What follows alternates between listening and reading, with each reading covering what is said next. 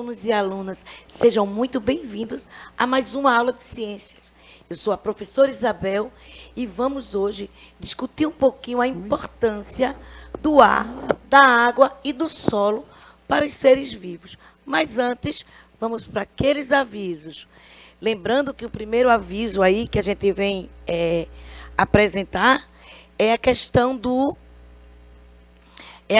aí da TV, não é? Essas aulas, elas são passadas na TV. Eu posso também, deixa eu voltar aqui. Elas são passadas na TV, né? Mas quem não estiver assistindo nesse momento, né? Pelo aplicativo, que está assistindo pela TV, vai poder rever essa aula no YouTube. Ou também, corre lá, pede ao professor, né? Fala aí com o seu coordenador, com o pessoal da secretaria, para dar para vocês o número de matrícula e vocês poderem baixar aí o aplicativo e poder participar da nossa aula, pessoal, no ao vivo, conversando conosco, respondendo questionamento e também fazendo perguntas. E para que a nossa aula, né, ela seja bem mais interativa, nós contamos, né?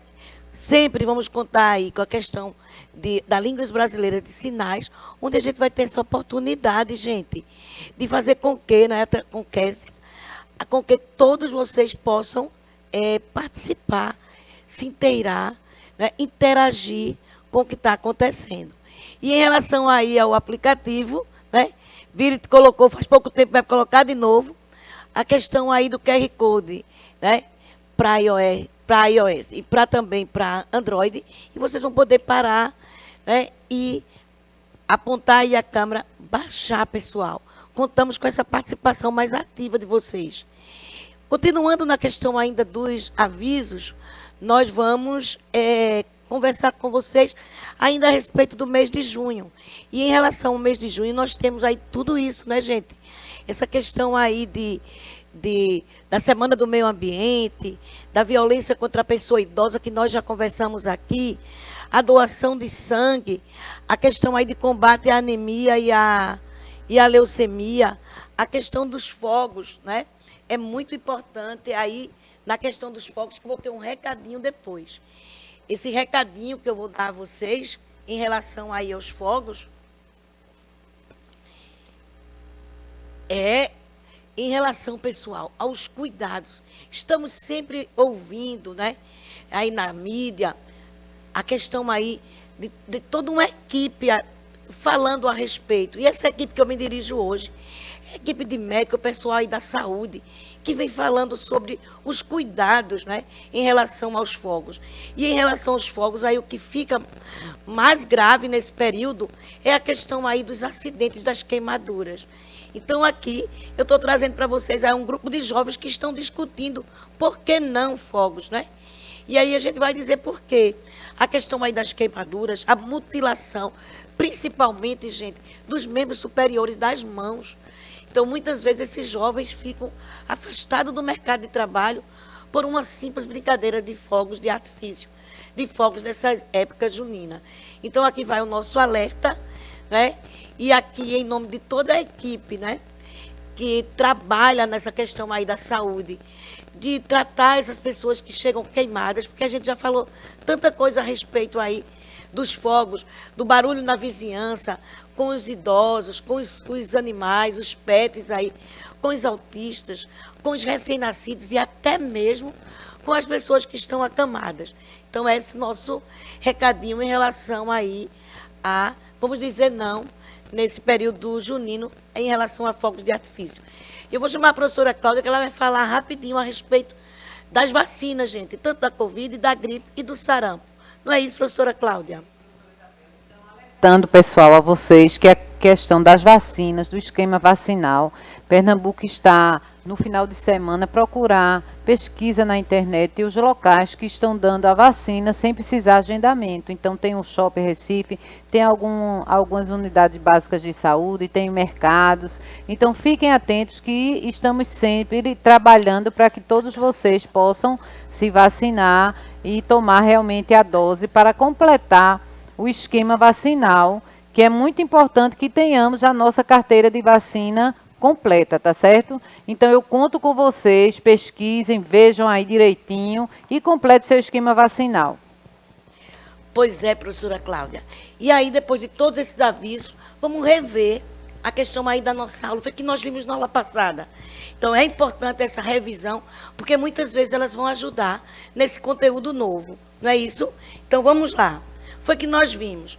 Revendo aí, a gente vai ver a questão da cadeia alimentar. E na cadeia alimentar, nós estudamos que ela é formada, né, ela é linear, ela é formada pelo produtor, pelo consumidor e por um decompositor. Aqui, a gente vai descrever um pouquinho esse consumidor, que ele pode ter subdivisão. O consumidor de primeira ordem, de segunda ordem, de terceira ordem, e também os consumidores que têm a preferência alimentar, a questão aí dos herbívoros, carnívoros e onívoros.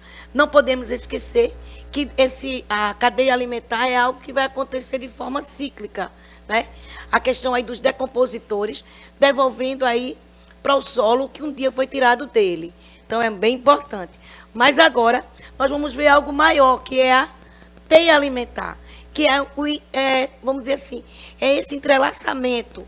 São várias cadeias juntas que estão aí, olha, né, em relação à alimentação e à passagem de nutrientes de um indivíduo para outro, partindo ali de um único produtor, e esse produtor servindo de alimento para vários consumidores de primeira ordem ou consumidor primário, e depois eu tenho o consumidor secundário, terciário, e ao final também da teia, nós temos os decompositores, que são importantíssimos, né, nessa, vamos dizer assim, nessa estrutura aí de energia, de busca de nutriente, de desenvolvimento de cada um dos indivíduos. Que é que nós vamos falar. Ainda estudamos a questão das relações, e dessas relações eram interações em que os seres vivos têm com indivíduos da mesma espécie e de espécie diferente.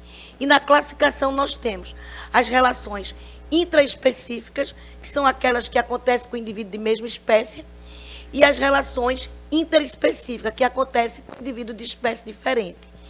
E nós estudamos aí, né, e em relação a cada uma sociedade, colônia, nós construímos um dominó, e aí eu venho dar aqui mais uma vez essa dica a vocês: construam um dominó, lembrando que quem não assistiu essa aula, volta para assistir a aula anterior, que lá tem algumas dicas de como construir, como escrever, e também algumas dicas até de como jogar.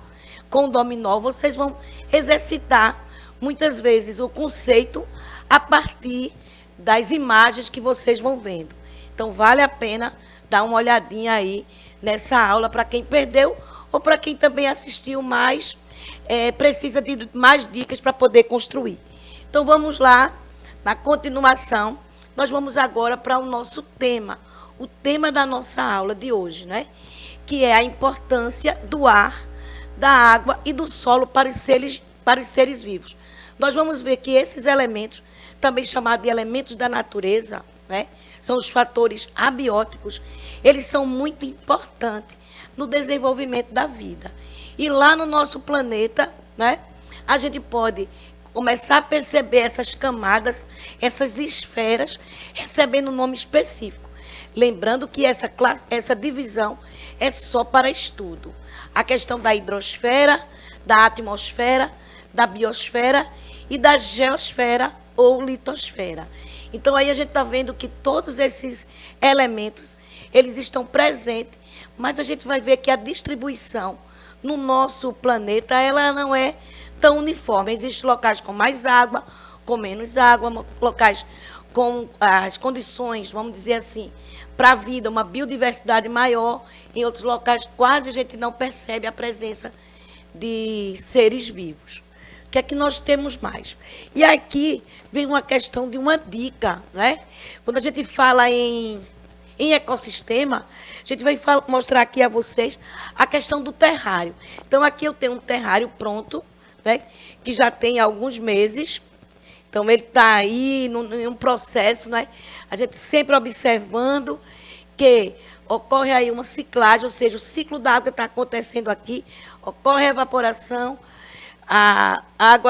o vapor d'água se condensa, e quando chega nessa parede, ou seja, nessa película do plástico filme, e esfria, ele volta para a terra em forma, né, de gotículas. É como se tivesse aqui uma verdadeira chuvinha.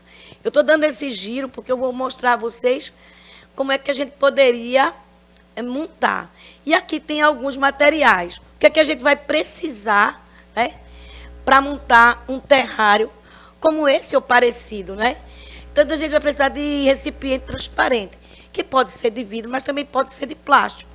A gente vai mostrar alguns exemplos.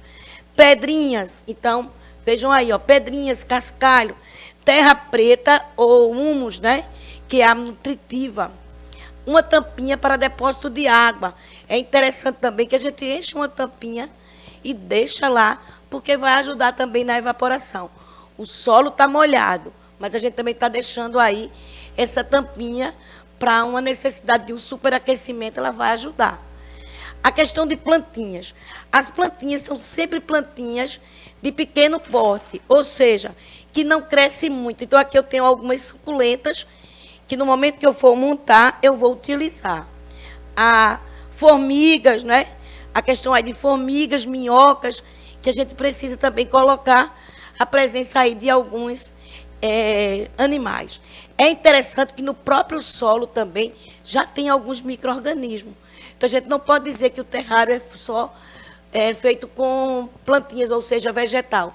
Porque na hora que a gente coloca, junto com esse solo, né, rico em nutrientes, eu vou ter também alguns micro-organismos. E aí, para decoração, cada um vai fazer do seu jeito, colocar pedrinhas coloridas, né? Colocar aí alguns mascotes, alguns bichinhos, alguns personagens. É bom procurar aí em casa o que é que vocês querem colocar. Então, professora, eu vou colocar, não é, personagens aí que eu goste para ficar bem bonitinho. Aqui no meu mesmo é um casal de Maria Bonita e Lampião. Não sei o que é que vocês vão fazer no de vocês. Essa dica aqui é para vocês construírem, porque tem tudo a ver com essa questão aí, desses elementos que nós estamos estudando hoje, o ar, a água e o solo, em benefício aí em relação aos seres vivos.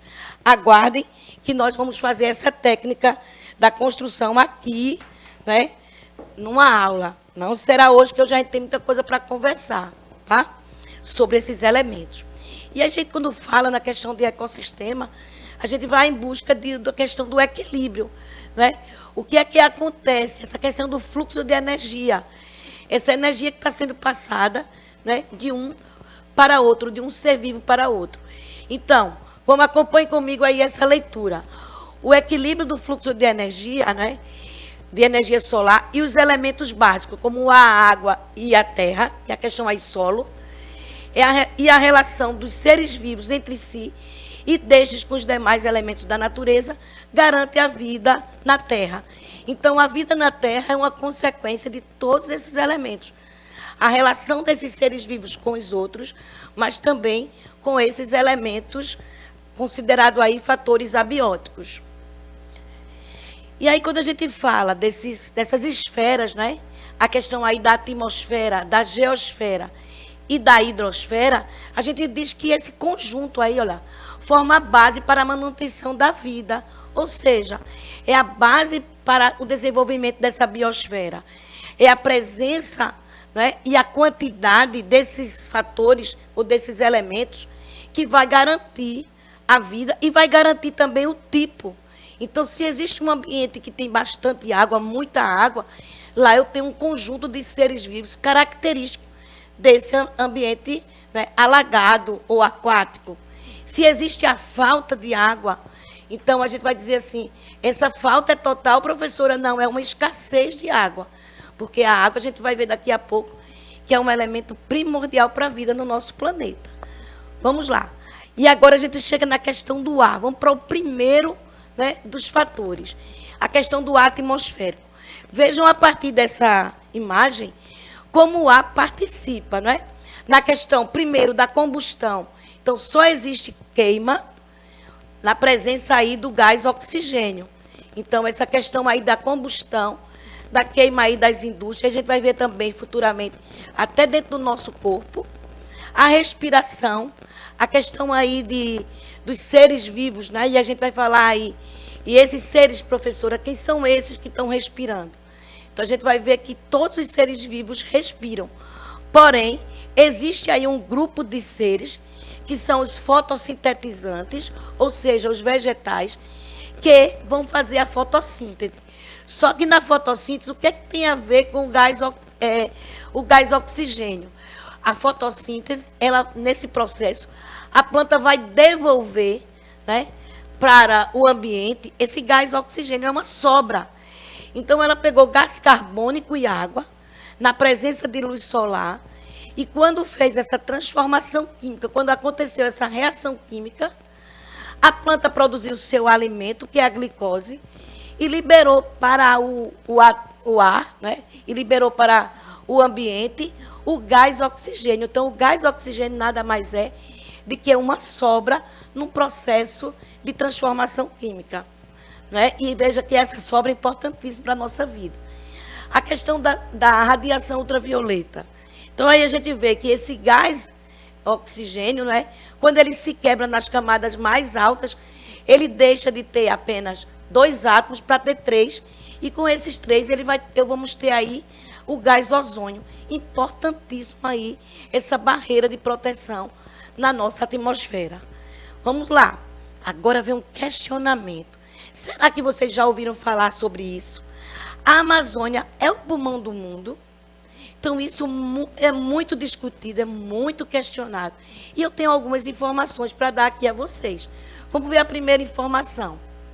Voltando ainda com a pergunta, e agora a pergunta em destaque. A Amazônia é o pulmão do mundo? Então, vamos parar um pouquinho para a gente ver qual é a função do pulmão. A função do pulmão é absorver O2, que é o gás oxigênio, e eliminar CO2. É isso que as pessoas questionam, né? Que é vamos dizer, um organismo que a Amazônia aí, ela é um organismo que absorve oxigênio e elimina gás carbônico.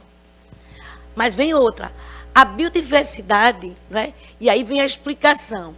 A biodiversidade é tão grande que o gás oxigênio, que é produzido durante o dia, é consumido por todos os seres vivos durante dia e noite. Então, aí vem a grande explicação. O que a Amazônia produz de gás oxigênio, gente, é muito, mas a biodiversidade que tem nela é tão grande, é tão gigantesca, que tudo que ela produz, tudo que seus vegetais produzem durante o dia, serve apenas para ela consumir durante dia e noite, ou seja, para todos os seres vivos que vivem ali. Eu também já ouvi a questão de ser o pulmão do mundo, um erro de digitação, algum tempo atrás.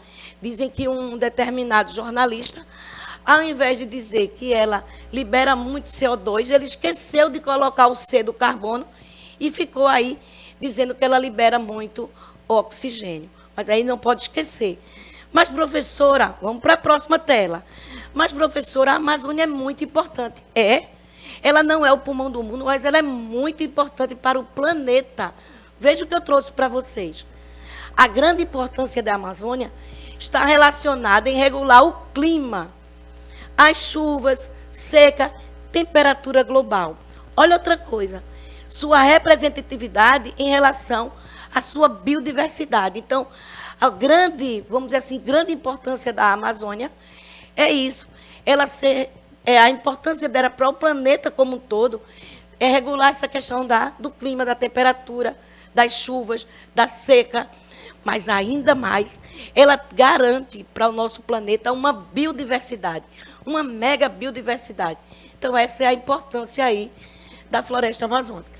Mas vamos continuar, que tem mais informação. Agora, se a gente gostaria de descobrir onde é que está a grande produção de gás oxigênio, a gente nem vai dizer o pulmão do mundo, mas sim, onde é que está a fábrica de oxigênio. Olha o que eu trouxe para vocês. Você sabia que todo o oxigênio da Terra, 55% é produzido pelas algas marinhas? Então, se a gente quer falar a respeito de uma fábrica de oxigênio, a gente vai observar a questão aí das algas. Olha o que eu trouxe.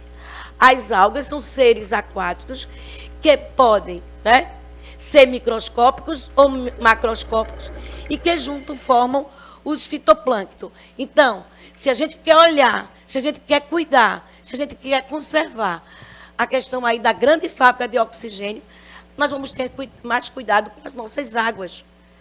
E aí eu estou chamando a atenção de algas marinhas, mas também tem algas em ambientes de água doce.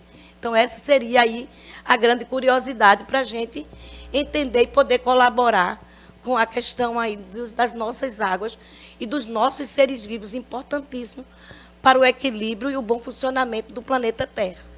Vamos ver o que é que nós temos mais. Falando, né, a questão de água, a distribuição de água no nosso planeta. É uma grande curiosidade. A água é um recurso, né, natural mais importante da Terra, uma vez que ela é essencial à existência de qualquer forma de vida. Assim, torna-se a substância necessária a todos os ecossistemas. Então, a água é importante a todos os ecossistemas. Porém, a gente precisa entender um pouquinho em relação a essa distribuição. Vejam, 97,5% é formado de água salgada, que estão nos mares e oceanos. Apenas 2,5% que forma aí a questão da água doce. Olha outra curiosidade, 0,04% está na atmosfera, né? Em forma aí de vapor. Ainda é importante, 0,36% formam nossos lagos, os rios, os pântanos. E as geleiras e calotas polares, a gente vai ter também um grande percentual, 77,2%. E também no subsolo, nos nossos lençóis freáticos, 22,4%. Então, essa seria aí a grande distribuição. O cuidado que a gente deve ter é com a água doce, com a água potável, a água do consumo humano, que cada vez está mais escassa devido à poluição, ao estrago, né? A gente, muitas vezes aí a gente vai dar algumas dicas de como é que a gente vai cuidar bem dessa água. Vamos ver o próximo.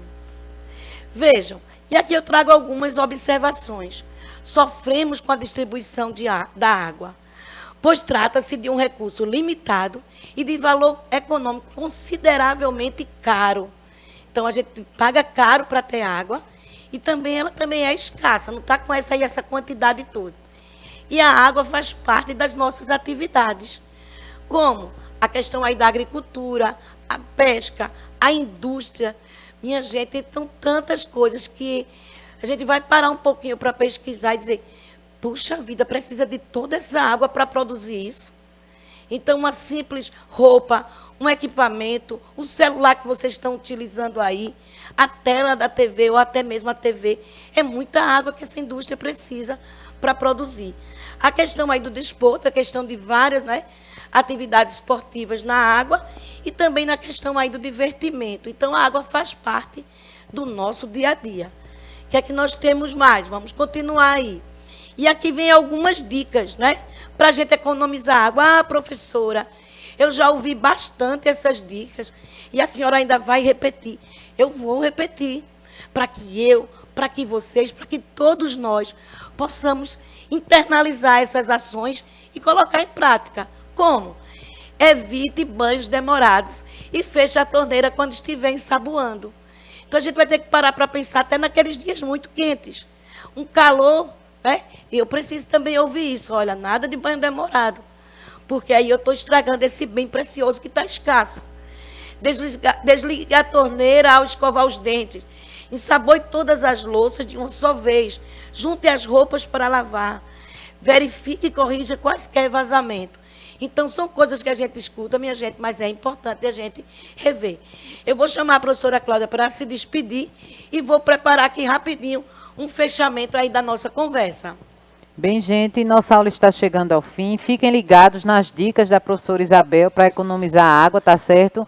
Observem aí também a questão do terrário. Tentem procurar material para na próxima aula a professora trazer a construção. Tchau, tchau, pessoal. Obrigada a todos vocês. Pois é, Cláudia. Eu ia também já lembrar a eles isso, que a gente precisa rapidinho, né? Ver quais são os materiais, separar. E aí, se não tem um recipiente de vidro como esse, ó, não tem problema. Ver uma embalagem aí de alguma coisa que tem em casa. Então, dá uma olhadinha, também vidro. Mas se não tiver, vocês vão poder fazer até mesmo num potinho como esse que eu já coloquei as pedrinhas de plástico. Esse terrário aqui também vai ficar muito lindo. Olha, é um mini terrário. Vejam mesmo, com uma embalagem descartável, que ia ser jogada fora e a gente vai aproveitar. Vai colocar menos pedrinha, menos terra preta. Plantinha a gente vai ter que ter mais cuidado para que elas não cresçam bastante, mas eu acredito que vai ficar muito bonito. E não pode esquecer também que a gente vai ter que fechar, ou com plástico filme, ou com algum plástico transparente. Vamos dar uma paradinha aqui para a gente falar do nosso país. É muito interessante esse texto, gente. Olha, o Brasil é um país privilegiado no que se refere à abundância de água doce. Entretanto, a interferência do homem tem comprometido a qualidade e sobrevivência dos nossos reservatórios de água. Então, é muito importante a gente saber que a gente precisa cuidar. Né? Eu vou cuidar como? Em relação aí a não jogar lixo nos canais, nos rios, né? Prestar atenção em dar um destino correto. Vamos ver se dá tempo mais uma telinha, para a gente poder encerrar. E aí a gente vai falar da questão do solo. Né? Falamos do ar, da água e do solo. A importância, o solo é muito importante. Né? É a base para a agricultura, para as construções, é nele que pisamos. Então, a gente está encerrando aqui, falando aqui do solo, e a gente continua com essa aula no nosso próximo encontro. Tchau, tchau, pessoal. Até o próximo encontro.